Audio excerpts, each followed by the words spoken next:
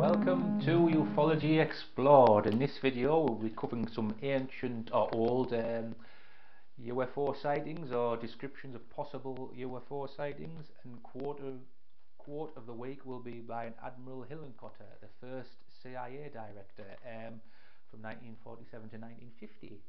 So we'll get straight into it. Right. The first one was by the Egyptians in 1440 BC, and scribes had reported that there was a large fiery disc in the sky, and it was floating, wasn't zooming across the sky, and it was during the reign of one of Tutmosis III, I think it was. They said it gave a foul odour, but it wasn't hot, so it obviously got quite close for them to know it smelled, and it was hot. Maybe it was sulphur that it smelled, we don't know. The next one was by Alexander the Great. I think this is the name. I think this is the name of the river it was called then, the Jaxartes or the Jaxartes River, now known as, I think again, don't quote me on this, Sayadara River in India. This was in 329 BC. Alexander the Great was crossing the river because he wanted to invade India, and they noticed, him and his army noticed a silvery shining shield-like object in the sky, and it was flying in and out of the river, and it spooked his elephants and his horses, so he didn't cross till the day after. And that was by him himself, he'd noticed it in his army. Another one is Rome in 214 BC, and Livy recorded in that year the appearance of ships had shone forth from the sky. Again, he didn't say a ship, he went ships, so again, there's not a lot you can really describe as, but I'll do them in my thoughts. Phrygia, which is in modern day Turkey in 74 BC, Plutarch noted the armies of Rome was under Lucius, and the Pontic forces under Mithridates IV, I think it was. They faced each other anyway, and all of a sudden the sky, they said it was ripped asunder, and a huge flare-like body was seen to fall between the armies, and in the shape, they said it was mostly like in the like of a wine jar, and its colour was a silver molten colour. Possibly it could be a meteor, possibly not. Saying that if they knew what shape it was, they would have to go and see it. So also, when Livy in the Rome one, he said ships, not ship. It was there was more than one, and Alexander the Great it described it as a shield, so that would have been a disc, and it did have fiery circumference on it. Also in Rome, in 66 BC, Pliny the Elder described a spark that fell to earth, becoming as large as the moon before returning to the sky. So obviously something that was giving off sparks came to earth, it went as large as the moon. He didn't say it was the moon, and it returned to the sky. So I don't know any objects in them days that could have done that. Wouldn't have been a meteor or comets or anything like that. Jerusalem, 70 AD, the Romans were besieging the Israelites in Jerusalem, and I'm not sure which side had quoted this. It said a bright light over the temple, and then there appeared in the air over the whole country chariots and armed troops coursing through the clouds surrounding the cities. So something was in the air, whether or not it was, I don't know, they described it as chariots and armed troops. Obviously it wouldn't have been really, but they described it could have been objects, numerous objects. It's obviously numerous objects, so we don't know. Rome, the Capua Road, Hermas saw a beast-like piece of pottery about 100 feet in size. It was multicoloured on the top and shooting out fiery rays. It landed in a dust cloud accompanied by a maiden in white.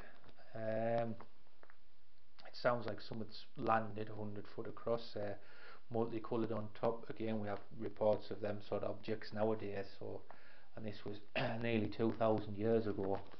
They didn't have planes, helicopters, other balloons, things like that, drones, and also you mentioned a white clad, obviously female, as he's perceived it to be. Another one in Rome in 196 AD was Cassius Dio. He described a fine rain resembling silver descended from a clear sky upon the Forum of Augustus. Dio used some of the material to plate some of his bronze coins, so it was obviously a silvery material.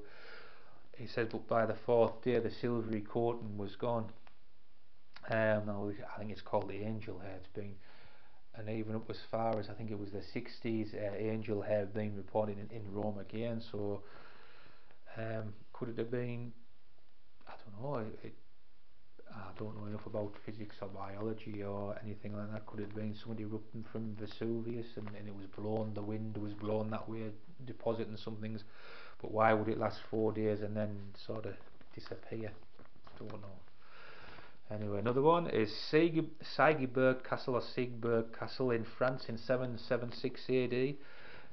The Saxons were besieging this castle, and it was reported that a number of flaming shields appeared above the church in the castle, and thinking the French had divine protection, they fled. Obviously religious undertones there. So it says again, flaming shields, disc shaped. The Saxons used a disc shaped shields, as well as the Greeks and the Macedonians used disc shaped shields as well. So that's how they describe things. In Lyon in France in 815 AD, Agabad of Lyon described an incident. A certain region called Magonia, from whence came ships in the clouds, and how he prevented the stoning to death of 3 men and a woman who said they had fallen from these same ships. So somewhere called Magonia, it prevented these people or beings being stoned to death that had fallen from the ships.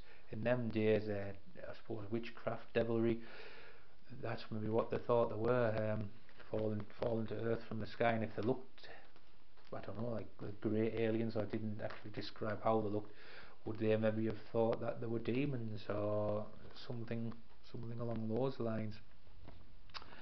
Another one by Ahmad ibn Fadlan in 950 AD. He was a chronicler in the Caliphate of Baghdad, and he stated that he had seen an aerial battle between shapes that moved through the clouds, fleets of objects flying in formations that resembled people and animals, engaged each other, merging and separating for a long period of time. Again, this isn't the first time this has been mentioned. It was mentioned in Nuremberg in 1561 and in Basel in Switzerland in 1566. So I'm going to do a video later of later sightings, and I'll mention them too.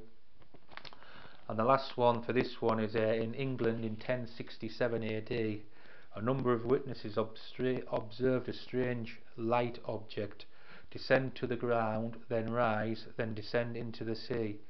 The object lit up the countryside.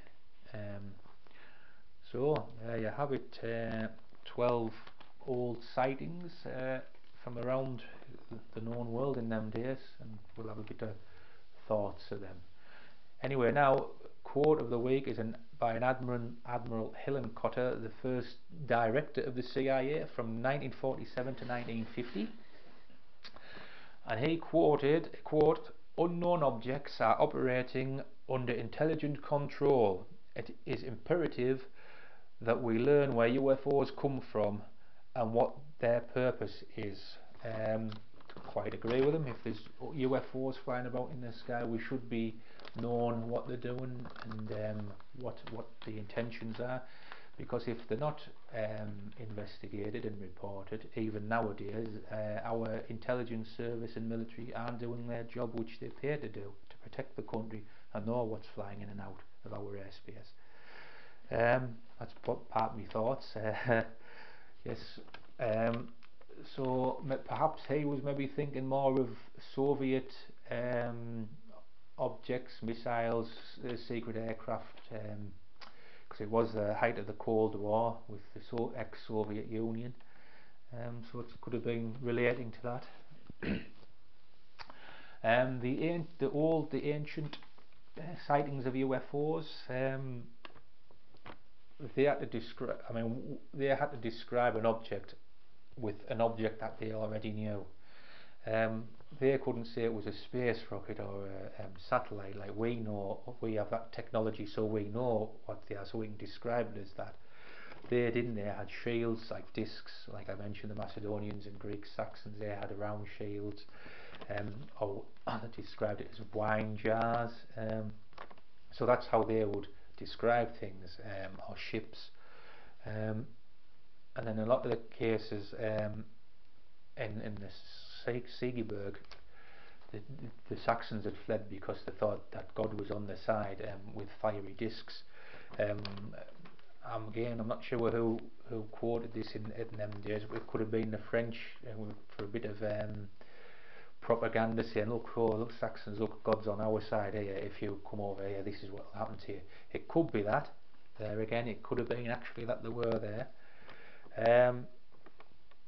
A lot of these objects seem to appear in times of war or strife, especially in them days, and even now reports are made, especially if there's nations at war. In World War II we had the Ufo Sightings in Iraq and Afghanistan. It's been reported there's one or two objects being seen that's not known. Go on to YouTube to look them up, or go to the various different sites that's on the net. There's hundreds of sites that they are.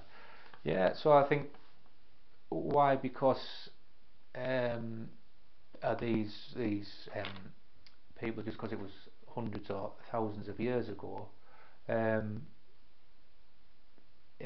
inferior in knowledge about the skies and what's in the skies, because they wouldn't have got mixed up between an aircraft and a helicopter balloons, because they didn't have them. So what they saw, a fiery disc, was a fiery disc to them. It was either a comet or a meteor, but in many cases they said the object either stopped, ducked down, moved, which comets and meteors obviously don't do. They just zip and that's it. They don't stop and float, or they don't get out and have a bit crack with the locals. So a lot of them can't have been that way. Today they try to say, oh, it's a helicopter lights. Many will be, many will be. And many of these old portents would have been put in works of religion as well, such as the Bible, the Quran, and then, like I've said before, the Mahabharata, and the works of literature. But these people who wrote these things must have had a very, very good sense of humour, or a very good imagination as well, for some of the things they did write. Anyway, that's it. I'm going to stop waffling. I'm going to let you go. If you've liked the video, hit the like button. If you liked it, consider subscribing. Please do leave your comments. I do want to have some banter with you for like-minded people. And all that's for me to say now is good night, God bless, and be safe, and thank you.